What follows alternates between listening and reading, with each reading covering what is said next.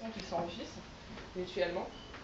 En prenant les idées plus marquantes de chaque modèle, on retrouve par exemple ici, c'est l'éolienne inversée, donc, qui représente...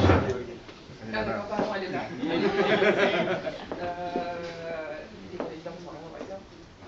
Et donc, l'éolienne inversée, c'est l'innovation, et l'innovation, c'est l'énergie qui fait avancer l'organisation et qui lui permet de rester compétitif dans son environnement.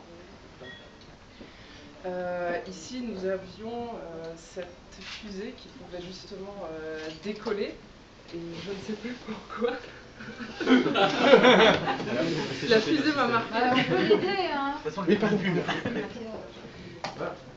En fait, la fusée, c'est la construction d'un objectif commun auquel chacun peut abonder et qui, en fait, se déplace et évolue dans le temps.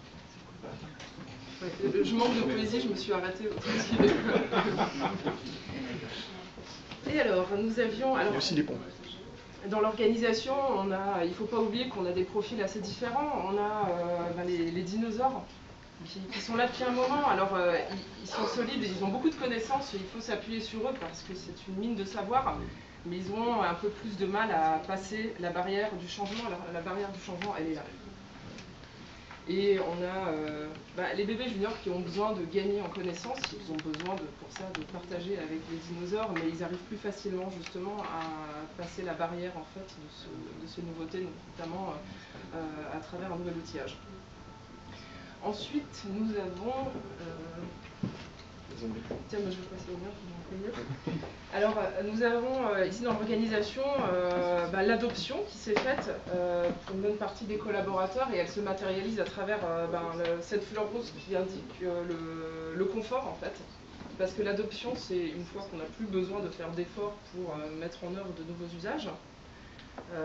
Et elle recouvre l'ensemble de l'organisation, et c'est là qu'on parle de transformation finalement, c'est quand l'adoption est partagée par tous. Néanmoins, en fait, dans l'absolu, les efforts, on ne les arrête jamais complètement parce que l'organisation est un perpétuel mouvement et on aura toujours des morts-vivants qui résisteront au changement. Voilà.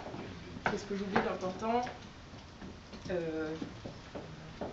On a les actionnaires par là-bas. Ils sont toujours là. Hein. Alors comment les...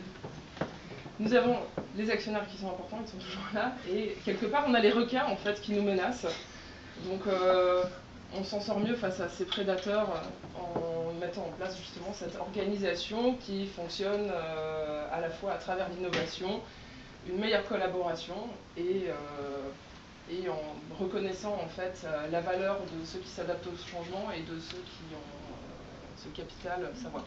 Voilà. Et en fait, juste pour ajouter un truc sur l'importance des actionnaires et des clients, c'est que toute cette organisation elle a quand même qu'un sens, c'est de servir des clients et des actionnaires quand l'entreprise est cotée en bourse. Et l'éléphant et le gars dessus, là, il représentait en fait le management système basé sur des valeurs de responsabilité et de confiance et